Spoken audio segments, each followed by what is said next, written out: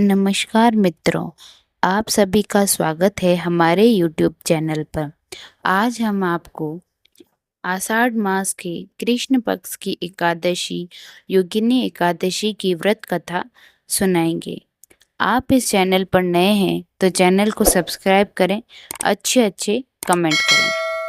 आषाढ़ कृष्ण एकादशी का नाम योगिनी है। इसके व्रत से समस्त पाप नष्ट हो जाते हैं। यह इस लोक में भोग और परलोक में मुक्ति देने वाली है। यह तीनों लोकों में प्रसिद्ध है। योगिनी एकादशी व्रत कथा। स्वर्ग धाम की अलकापुरी नामक नगरी में कुबेर नाम का एक राजा रहता था। वह शिव भक्त था और प्रतिदिन शिव की पूजा किया करता था। हेम नाम का एक माली पूजन के लिए उसके यहाँ फूल लाया करता था। हेम की विशालाक्षी नाम की सुंदर स्त्री थी। एक दिन वह मानसरोवर से पुष्प तो ले आया, लेकिन कामासक्त होने के कारण वह अपनी स्त्री से हास्य विनोद तथा रमण करने लगा। इधर राजा उसकी दोपहर तक राह देख रहे थे। अंत में राजा कुबेर ने सेवकों को आज्ञा दी कि तुम लोग जाकर माली के न आने का कारण पता करो, क्योंकि वह अभी तक पुष्प लेकर नहीं आया। सेवकों ने कहा कि महाराज, वह पापी अतिकामी है, अपनी स्त्री के साथ हास्य विनोद और रमण कर रहा होगा।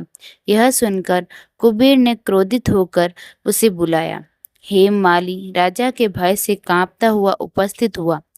राजा कुबेर ने क्रोध में आकर कहा, अरे पापी, नीच, कामी, तूने मेरे परम पूजनीय ईश्वरों के ईश्वर श्री शिवजी महाराज का अनादर किया है। इसीलिए मैं तुझे शाप देता हूँ कि तू स्त्री का वियोग सहेगा और मृत्यु लोक में जाकर कौड़ी होगा। कुबेर के शाप से हेममाली का स्वर्ग से पतन हो गया और वह उसी क्षण पृथ्वी पर गिर गया। भूतल पर आते ही उसके शरीर में श्वेत कोढ़ हो गया। उसकी स्त्री भी उसी समय अंतर्ध्यान हो गई। मृत्युलोक में जाकर माली ने महान दुख भोगे। भयानक जंगल में जाकर बिना अन्न और जल के भटकता रहा। रात्रि को निद्रा भी नहीं आती थी, परंतु शिवजी की पूजा के प्रभाव से उसको पिछले जन्म की स्मृति का ज्ञान अवश्य रहा।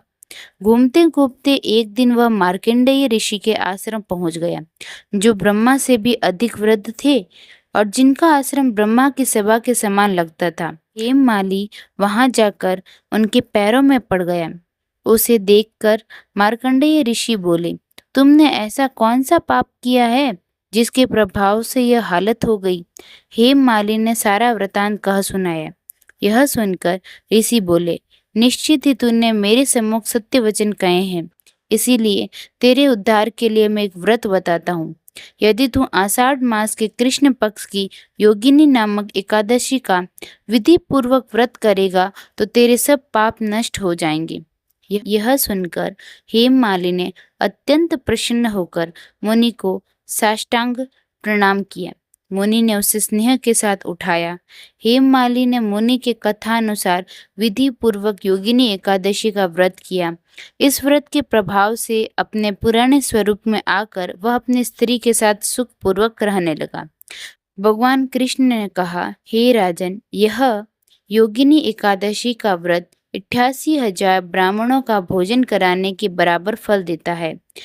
इसके व्रत से समस्त पाप दूर हो जाते हैं और अंत में स्वर्ग प्राप्त होता है। धन्यवाद।